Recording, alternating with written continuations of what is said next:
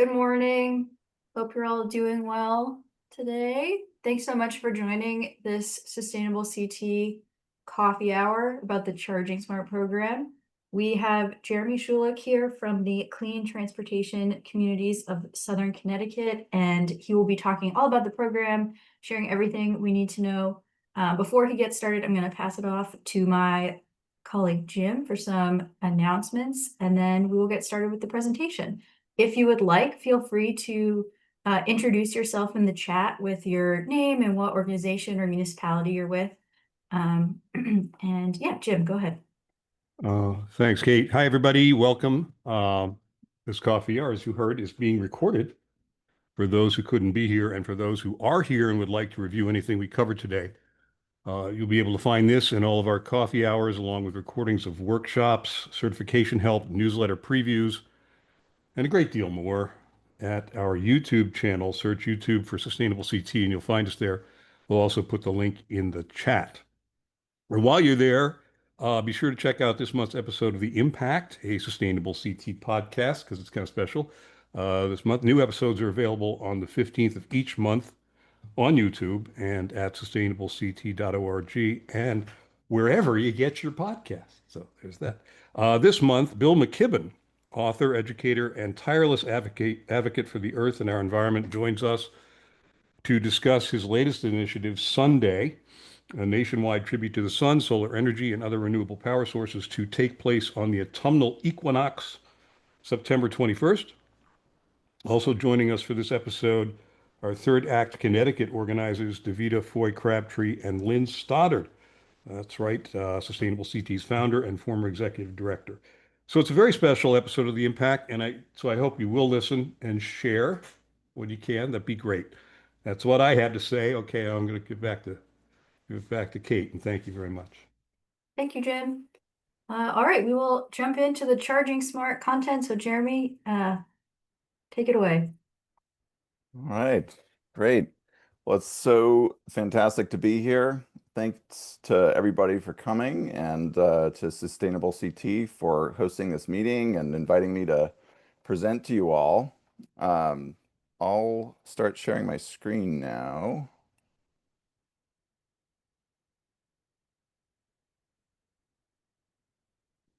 Right, can everyone see this? All good? Okay, great. So yeah, like Kate mentioned, I'm here to mainly speak with you all about a program called Charging Smart, which is run by the Interstate Renewable Energy Council. It's a national nonprofit. Geremy, can you change it to presentation mode? We're seeing the slides on the side as well. Thank you.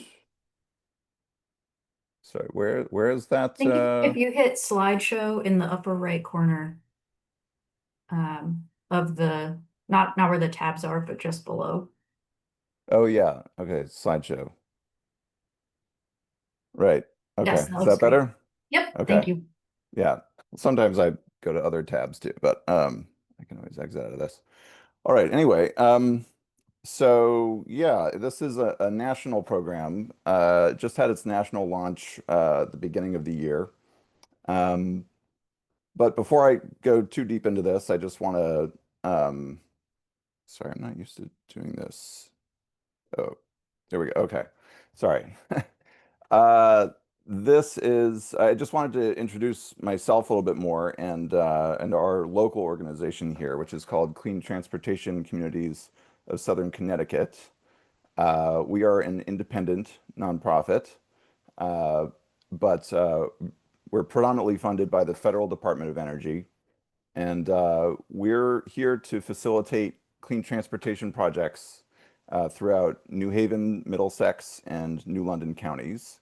There are 75 or 80 similar Clean Cities and Communities coalitions throughout the country, one in most major metropolitan area of the country. And I like to think of us sort of like free consultants that are funded by the federal government to help all sorts of stakeholders with various clean transportation projects.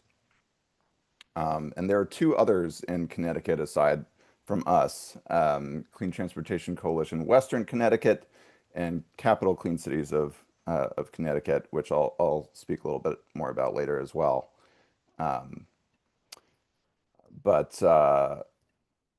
Yeah, so now to talk about Charging Smart. This is a program that we've taken on. Our task is to sort of conduct outreach and be technical assistance providers for local municipalities in our region for IREC, which is Interstate Renewable Energy Council, like I mentioned before. So Charging Smart is a no-cost, totally free technical assistance and certification program, which is available to local governments to facilitate the adoption of EVs and EV charging for their residents and businesses. I don't know if any of you have heard of SolSmart or perhaps even been designated with SolSmart. This is a much more long-standing program of IRECs, so it might be how you've heard of them before. It's been very successful. 500 plus municipalities throughout the nation have joined, covering more than 43 states. So Charging Smart, I like to think of as sort of like a sibling program to SolSmart. It's modeled very similarly after it, but just based on EV charging. And there are a number of different partners that have joined IREC with Charging Smart. A lot of you probably know of the Rocky Mountain Institute, or RMI. There's the Great Plains Institute as well. And then, like I mentioned before, a whole bunch of other local partners that are serving as the technical assistance providers for municipalities in their region. So any municipality that signs up to Charging Smart doesn't, you wouldn't just be working with me. It would be with this whole network of national partners. And if there was something, we were ever stumped on, or we wanted like another opinion on, we'd have access to these real experts that are at the forefront of all things EV readiness on the national level. There are a number of industry, private sector partners with Charging Smart as well. Some of you may recognize some of these names as some of the biggest names in EV charging. I'll talk a little bit more about this in this next slide here. So zooming out just a little bit here, as most of you probably know, in Connecticut, transportation is the sector that contributes the most to the state's greenhouse gas emissions. It's about 40% of them. And of course, widespread electric vehicle adoption is going to need to be a major part of that solution. But the issue is that in order to achieve those goals, it's really ultimately up to the consumers whether they're going to be willing to purchase EVs. And lack of charging access, again, as I'm sure most of you know, is one of the main reasons why people choose not to go electric. So I think of it kind of like a chicken and egg dilemma, because in turn, like private developers don't want to spend the money to install the EVSE, by the way, that's electric vehicle supply equipment. That's the acronym for electric vehicle charging systems. So they don't want to spend the money to make those installations without some kind of indication that there's going to be local support and demand for them, because that's how they earn their revenue back, is from the charging fees. And then furthermore, zoning and permitting regulations that are not really up to date or are not specifically designed to be accommodating for electric vehicle installations or electric charging installations, they can often be a major impediment to installers as well. Numerous stories I've heard where installations projects will be held up for months or even years or even completely canceled because zoning regulations and permitting procedures are not really not not really up to snuff.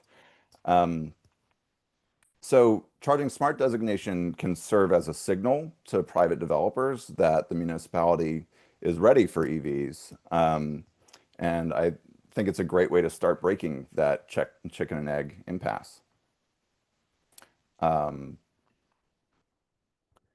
right, so now moving into the program itself a little bit more, it's divided into 6 categories. Planning, which is incorporating EV charging into a municipality's planning documents. You know, it can be the COPD. There's also, you know, more specific climate plans or transportation plans that municipalities have. And then regulation, which I like to think of as sort of like the meat and potatoes of the program. This has to do with what I was speaking about before with the zoning and permitting procedures, utility engagement. At the outset, this really is just about scheduling a meeting with a utility representative to discuss various issues around EV charging, you know, capacity constraints. You know, the utilities offer incentive programs here in Connecticut, which I'll talk a little bit more about later as well.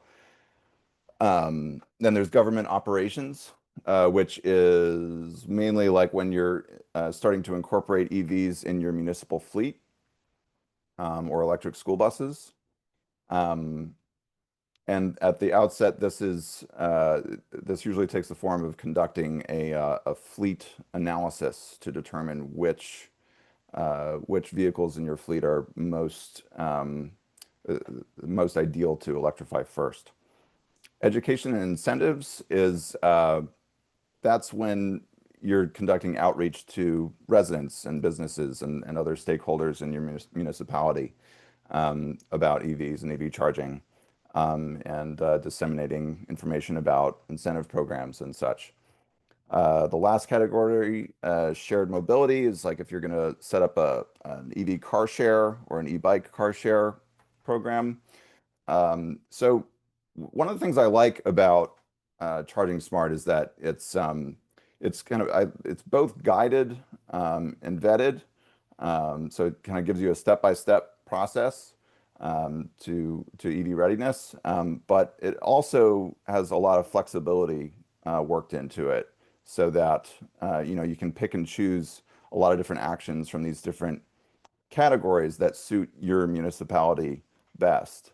And there are even, like, you know, there could be very bespoke actions, like so-called innovative actions, that, as IREC calls them, where if it's something that they haven't determined previously that, you know, is a suitable action for you to earn credit with the program, you can propose something that's, you know, some issue that you're working on in your individual community. And chances are that's probably going to be fine too to work on. So it's designed actually much like Sustainable CT is with their certifications. You got bronze, silver, and gold. And I wanted to hand it over to Kate briefly, just to explain like how Charging Smart can earn credit with Sustainable CT. Yeah, thanks, Jeremy. So we don't have an action in our program that is specifically a one-to-one if you get Charging Smart designation, that type of action. But if you do receive a Charging Smart designation, you can submit that under Action 13.1, which is our innovative sustainability action, basically something that doesn't fall into any of the other actions. And you can receive points and credit towards Sustainable CT certification there. If your municipality is applying for certification, working on Charging Smart, you haven't gotten the designation, but you've made some progress. Individual actions that are part of the Charging Smart program might have overlap with some Sustainable CT actions. And if your municipality is in that boat, definitely reach out to our team. We're happy to find the overlap and see where your Charging Smart work can get you points in the Sustainable CT program. Great, thank you, Kate. So yeah, to delve a little bit more into the bronze level so-called criteria, these are the criteria, just like actions that you can take as a municipality to earn credit with the program. because, this is what, anyone who signs up for the program, this is what you'd be aiming for at the outset. So it's like a points structure. So you'd need to get to 80 points in order to earn bronze. And then you'd also need to achieve certain specific criteria. I like to think of it as sort of like if you're registering for college classes, something you have a certain core curriculum, and then you have electives that you can pick and choose. So the required criteria are reviewing the zoning requirements for EVSE and identifying barriers. So this is really just a matter of going through your zoning ordinance, identifying whether you're meeting certain best practices or not. And there's a very handy template that IREC has provided where it just asks a series of yes or no questions, essentially, like, are you following this practice? Are you following this practice? Yes or no? Like even one of the most basic ones is like, do you define electric vehicles and electric vehicle supply equipment in your zoning ordinance or not? And you provide links and a little bit of description in there as well, but it's all very nicely laid out for you. So this, frankly, is like it's a pretty easy task. I've done it a few times already at this point. And R3.1, R3.4 there, the permitting criteria. I like to think of these as grouped together. This is really just a matter of establishing a standard EV charging infrastructure permit application process. And similar to the zoning review, this is not actually changing anything at this level about what your current processes are. It's just establishing what you're already doing, being very clear about it, summarizing it, and in this case, you also want to make a web page saying what your current permit application process is like, and putting a checklist up there for what applicants need to provide in order to get an EV charging permit. So, in some cases, the municipality, might be not clear or sort of inconsistent about what they're doing in terms of permitting, so they might need to figure that out. But there's also another handy template that IREC provides. And yeah, it just sort of asks you a series of questions like what you're doing. So again, like, wouldn't have to change anything. It's just about making it transparent, making it available to applicants in a very easy way. And bronze in general, I like to think of as like setting the groundwork for silver or gold designation later, if you so choose. It's just, yeah, setting the groundwork for changes that you might want to make later. Just conducting these initial reviews. And the last requirement, like I mentioned before, is just to meet with the utilities to discuss EV collaboration opportunities. And the remaining points you can kind of fulfill in a number of different ways. That's more up to the community. They just say, you have to get 10 points from the planning category, 15 points from the education and incentives category, but there's a lot of different ways to meet those requirements as well. And then these are the silver requirements. I won't go in as much detail with these because this would be further down the line. But permitting chargers as an accessory use by right, allowing EV charging stalls to count toward minimum parking requirements. This is another one of those things like where it can end up stalling projects a lot. Like if the municipality doesn't explicitly say this in their ordinance, it sometimes can mean like, if you're going to convert a parking space to an EV charging stall, and then if the building had just met the minimum parking requirements, and converting that to a stall means that space no longer counts as a standard parking space, then it can end up causing all sorts of problems. that stall the project. And then completing an initial municipal fleet analysis, like I mentioned before, in the government operations category. And then gold, yeah, I won't go into this much. This will be much further down the line. But actually, yeah, one gold requirement that is also a Connecticut state requirement, which I think is really one of the best projects that a municipality could take on in this space in Connecticut, is to meet this state requirement, which is saying that every municipality in Connecticut needs to have something in their ordinance that says 10% of spaces in developments with 30 or more spaces have to be outfitted with so-called EV infrastructure. Now, that doesn't necessarily mean an EV charging station in its completion. It just can mean conduit, panel capacity, certain basic things like that that make it a whole lot easier and a whole lot cheaper to install EV charging stations in the future. I like to think of it like future proofing. So 10% of spaces would need to be future proofed in this way. And this was passed back in 2022, and it was active as of 2023. But as far as I know, there are very few municipalities in Connecticut that have passed an ordinance to comply with this state statute. And as far as I know, also, it's not really enforceable in a municipality unless such an ordinance is passed. So I think this would be a great project to work on. Again, not required for bronze or even silver level of Charging Smart. But this is something I've been working on extensively with the city of New Haven, actually. And we're aiming to even pass something that's more ambitious than the state requirement.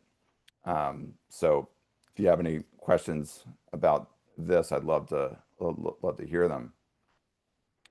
Another just local thing here is that many of you probably are already aware of this, but there is a Connecticut EV charging program that can make installations a lot less costly, especially for underserved communities. At the bottom, you can see there it provides a $40,000 incentive for distressed municipalities and environmental justice districts to do a level 2 EV charging installation.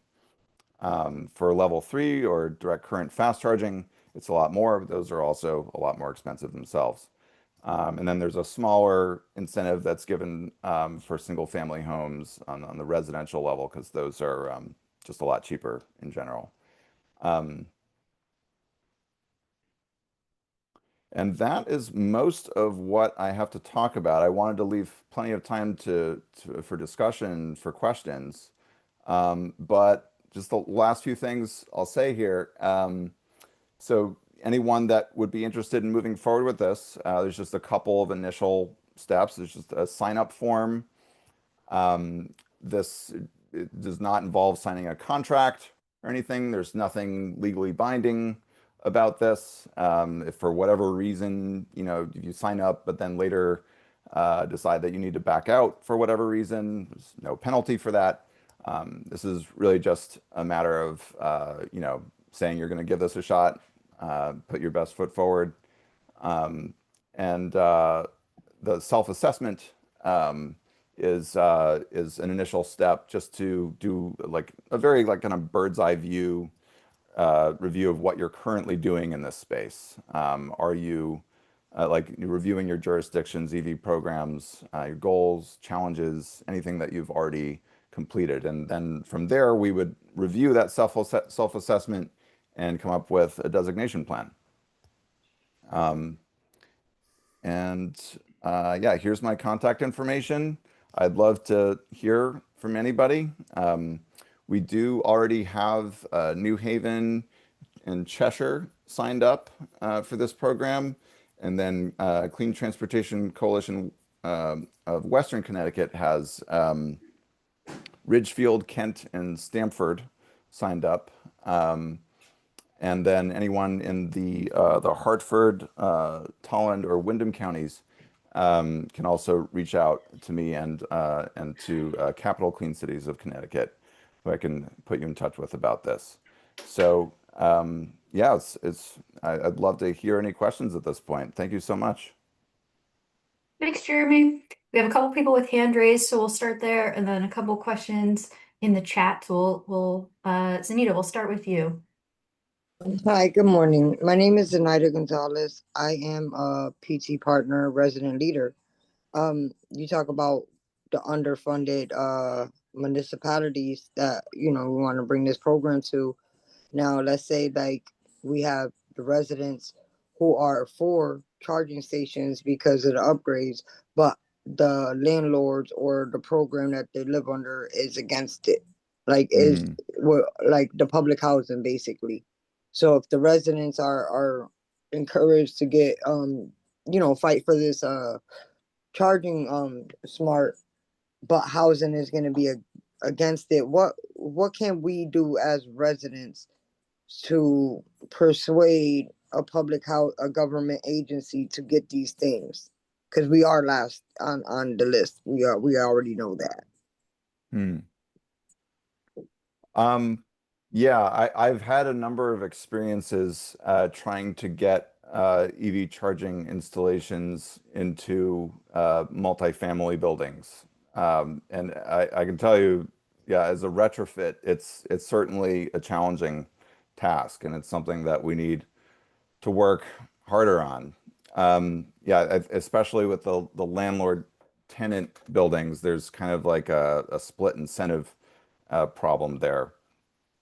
In my mind, I think the first step is kind of what I was just recently talking about, is just getting the new buildings with some charging infrastructure in them, because it's a whole lot cheaper and easier to install at that stage than it is to do it later as a retrofit, when you have to dig up the concrete, run conduit for much longer, kind of awkward paths in buildings that are just not well suited, not set up to host EV charging. So I think like in that way, like our lowest hanging fruit, although I mean it's still a challenge to pass these ordinances, but I think we have to like our first task would just be like make sure new buildings that are being constructed have this kind of basic charging infrastructure put into them, so that we don't keep on running into these issues of like, having to pay for these really expensive, headache-inducing retrofits. Retrofits are something we certainly need to address, and I think there are more and more solutions coming up. Like, for example, there's so-called smart outlets that are a lot cheaper and easier to install than the full charging stations. There's automatic load management systems, which allow you to install EV charging stations with like a lower electrical service size that makes it also cheaper. Anyway, it can get kind of technical, but so sorry if that's not like the most direct answer to your question, but I think that the first step is to get it in the new buildings. Thanks, Jeremy. And Paul also put in the chat that clean transportation communities would be happy to work with housing authority residents who want to encourage the authorities to start making progress on EV charging access. Paul, if you want to maybe put some contact info or something in the chat for Zenaida or others who might be interested in starting that conversation with you, that would be great. Yeah, absolutely. And we're happy to work with anyone who has like more specific issues like this. Just reach out to us and tell us more specifically what's going on. Okay, great. Thank you. Amalia, go ahead. Hi, I'm from East Haddam, and I have both. I'm a new EV owner, so I'm getting it from the residential point of view, but also from trying to use the system and understand it. And I've also talked with our operation manager to try and figure out why we don't have EVs, and also looked at Goodspeed that just added, I don't know, at least 10 or 12 EV charging stations on their property. They just did a parking lot renovation and added them. So my original, this is probably to do with education, but as you know, the new EV person, why do I need unless I have a charger that is a fast charger? It seems to me that the best money for my bucks is to charge at home. And so that unless I'm going a distance, why would I need to charge I'm paying more than I would pay at home if I charge at a municipal place or at a local EV charger.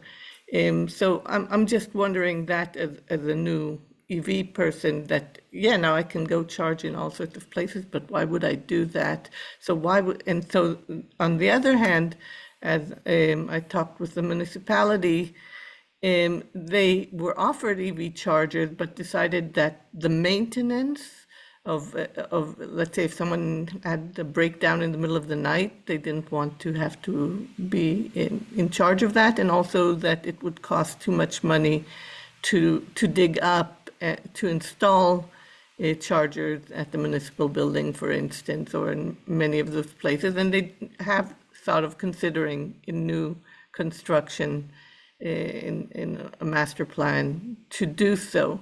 So I'm in a sense that it's the first level of, as someone who's really for EVs, I don't know anything about it even, and I think we're kind of jumping the gun of what it is to be an EV owner, what is needed. That information is not out there to the public or to the municipalities. And I think that would be a first step that we should take.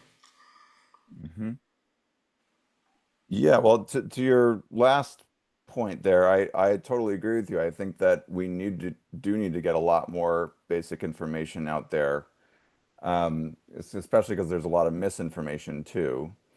And yeah, that's one action that a municipality can take in the so-called education and incentives category of Charging Smart, where like New Haven, for example, has a really wonderful page on their website that gives all sorts of really basic and insightful information about EVs and EV charging, information about the incentives that are available, kind of some myth busting statements. So that's, and our organization also does a fair amount of outreach like this. We've crafted some flyers and tabled at various events, and so outreach, absolutely, I agree with you, is a big part of it. And then to your point, like I agree, like public charging is not the most ideal way to do it as an EV owner. I totally agree with you. Ideally, you have a single family home and you just have a garage where you can install a charger, which is a lot cheaper to do also. And then you can charge at home. Like you said, most people will just prefer to charge at home. And you actually don't even really need a very fast charger.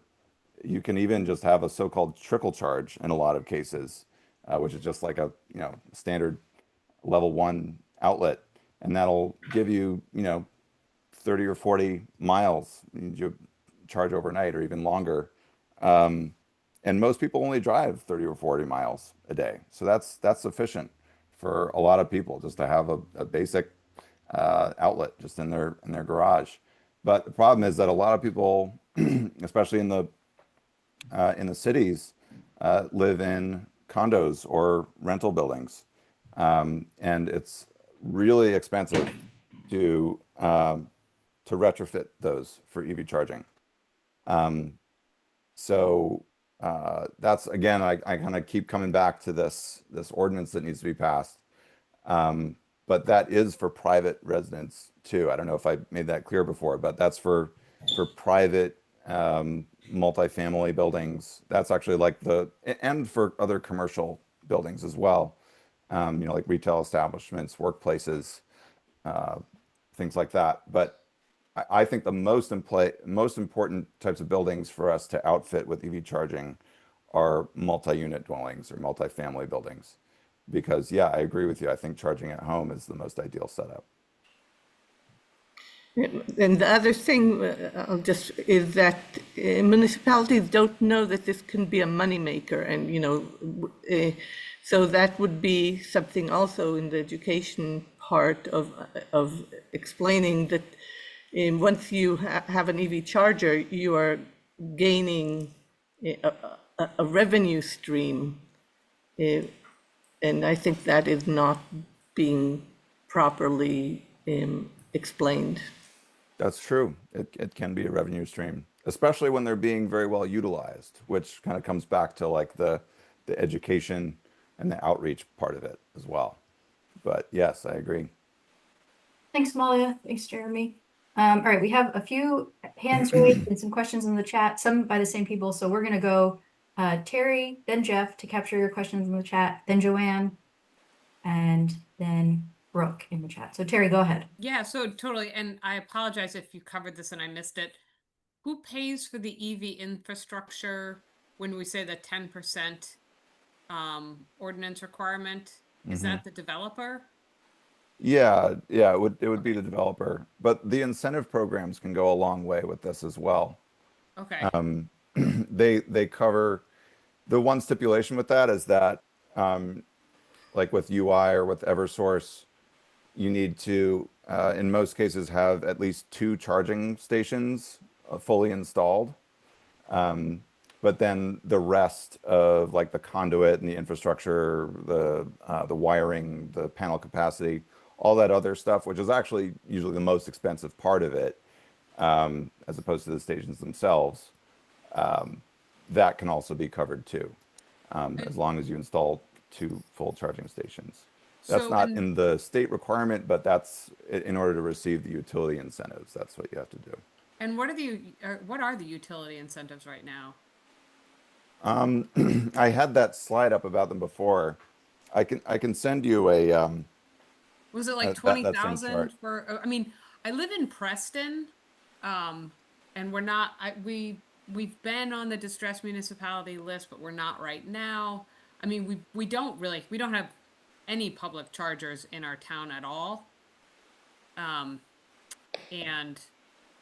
it's it's definitely a problem in Eastern Connecticut. There just aren't enough public chargers. So if you run out of charge, you are like on sparks on the way home, you know?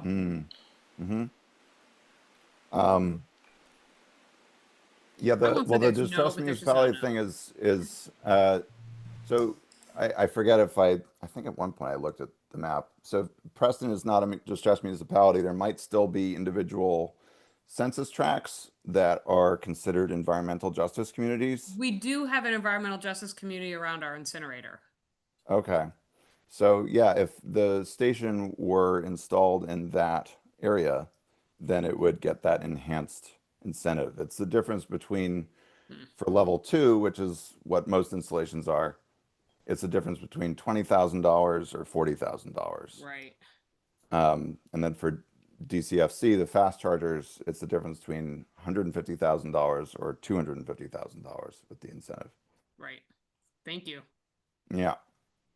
Thanks, Terry. All right, Jeff, go ahead. Yeah, hi, Jeff Gross in Deep River. Say, Jeremy, I have a particular apartment complex in mind, and they have like 6 EVs already. It's a good proportion. I think it was the probably would be a private kind of a thing and a closed community because they have a parking lot and the kind of stations that are on offer subsidized. They're just not appropriate. They're the, the level twos that are kind of expensive and level threes that are, quite expensive. Is there any flexibility in like getting some of the intermediate size chargers going? Because I think that's a gap that we really need to exploit. I agree with you. I've run into this issue as well. So you're talking about the incentive programs again, like getting Yeah, getting the slower chargers yeah, and covered? there's there's some other innovations coming down the road in Europe, the V2C, which is a less expensive kind of restricted access. You don't pay quite the subscription fees that you would to I don't know, charge point.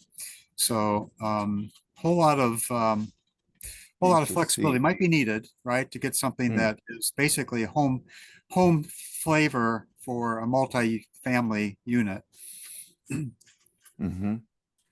There are also, as I mentioned before, there's so-called smart outlets, and automatic load management systems, which it's still technically level 2, but they allow you to share a circuit. Like for the most common setup for that I've heard of is like if you have a 40 amp circuit that would normally be assigned to just like one EV charger for charging one EV, that would be standard level 2 speed. But then you could actually split that circuit in four ways, so that there'd be 10 amps assigned to each space. And so that would mean that if all 4 spaces are occupied by a charging EV at the same time, it would be, like maybe the equivalent to a trickle charge. It would be a pretty slow charge. But as I said before, like that's really sufficient for a lot of people. And it ends up being a much more efficient use of the amperage in a lot of cases. And the user experience would be better. You don't go out at 10 o'clock at night to move your car, right? So right. Yeah. You So can those are charge kind it of ideas I overnight think would be important going forward. Make ready is always good, and the new construction is always, something to certainly we need to address. So anyhow, thank you for the insight there. Yeah. Yeah, I think that we need to embrace slower charging solutions more in general. And yeah, like there's an upcoming code requirement, not to get too in the weeds, but this is a movement that I've been tracking and advocating for, because one of the most common complaints that people say, like, or even our city engineer here in New Haven is like talked about how expensive the service size can be, the electrical service size, providing all that electricity for a whole bunch of level 2 charging. And yeah, in my opinion, it's like we don't even really need level 2 in most like overnight charging situations. Yeah. So anyway. Okay, good thought. Thank you. Thank you, Jeff. Thanks, Jeff. Joanne, go ahead. Hi, so I'm from Kent. I've been driving an EV since 2018. I just wanted to say I started out in California where we relied on chargers, not at home. So there were a lot of chargers, which made it really convenient because we were renting. Here in Connecticut, we do charge mostly at home. And I think a lot of people around here do. So I'm going to go in kind of a different direction, which is that on Route 7, we're trying to get it so that people passing through can charge up if they're driving up Route 7. And so I was wondering, one of my concerns is maintenance. We did have like municipal chargers at town hall, and they don't work any longer. And it was I believe it was a grant, and that's over. But what about like using commercial things like ChargePoint? And if a restaurant, say, wanted to put like a charge point in, or if we wanted to put it in a public parking spot, how does that work? With public installations, yeah. I would probably refer you to the different installers in that case, I admittedly don't have as much experience in this side of things, but we do have contacts at a number of different EV charging companies that can offer, like, there's a whole range of approaches. There's like charging as a service, you know, which is where they install it um, themselves, and they retain ownership of it, and they get the revenue back from the charging. And those can often be at zero or very little upfront cost. That's the advantage. That it's essentially like a leasing Right. program. So that, I think that business model is gaining some traction. We know a number of different installers that use that, and also kind of combine that with the incentive programs to be able to make some really attractive packages. And then, yeah, there's also more traditional models where municipality or the property can buy the stations outright. There's a whole bunch of different arrangements like that with public charging. And then of course, there's also the question of like, how much, what's your fee structure going to be like? And I actually have some good guidance on that from Massachusetts that I could forward you if you'd be Okay. interested in terms of like how to price the charging. But yeah, I think I would probably refer you to others for the expertise on that one. So feel Okay. free to reach out to me, and I can put you in touch Okay. with some people. And then also just what about like maintenance? If it's not going to be one of those public, like I figure like ChargePoint or, the superchargers, Tesla superchargers, they maintain it. But then if hmm you do it as a municipality and get it more for the people who live here to charge up overnight or something, yeah, like how does maintenance usually work on that? It's usually the provider, the installer, that then works a maintenance package into the installation price. Okay. That's usually what I've seen. Okay. Yeah, All right. Thank you. sure. Thanks, Joanne. We have a question in the chat from Brooke. Are there any state or national level incentives to encourage municipalities to provide curbside public chargers, especially in more densely populated residential areas where there's limited parking? Yeah, there's the so-called NEVI, the National Electric Vehicle. I'm forgetting what the I stands for, but that's the big national program to install public chargers, especially like along highways, like the fast chargers. That's been held up at the federal level. Apparently, it just recently got released, and I think that's going to apply to Connecticut too. But yeah, the whole tumult in Washington right now has been affecting that. And like I think the other wing of the NEVI program is called Charging and Fueling Infrastructure, the CFI program, which is like that's for municipalities to apply for. It's like a competitive grant program that municipalities can apply to earn federal dollars to install EV chargers in their communities. Those are, I think those can be both fast chargers and level 2, but they're usually like within neighborhoods, whereas NEVI is usually more like along the major corridors. And yeah, I think so. I think there's going to be more information about that in Connecticut forthcoming, but it's been held up for a little while. Okay. One more question in the chat from Jody, and then Rebecca. You'll be next. But Jody asks, is there any possibility of limiting multifamily building owners from using EV charging as revenue generation? If property owners are using charging as revenue stream, it nullifies the economic benefits of EV ownership, and there's no difference from public charging. Sorry, Jody, can feel you? free to come off mute and clarify if Yeah, can you read that one more yeah. time? She asks, is there any possibility of limiting? Oh, Jody, go ahead. Okay, thanks. Yeah, essentially, if so, I'm an apartment and my property owner is contemplating putting in an EV charger or, and they're already talking about how they can make money off of it and charge residents for it. So essentially there's not going to be any difference from charging in my apartment building versus charging at a public charging facility rate wise. So, you know, it's like if you're a homeowner, yeah, you can charge overnight when the rates are lower, but it's going to be a wash with this potential scenario that I'm in. Yeah, I hear you.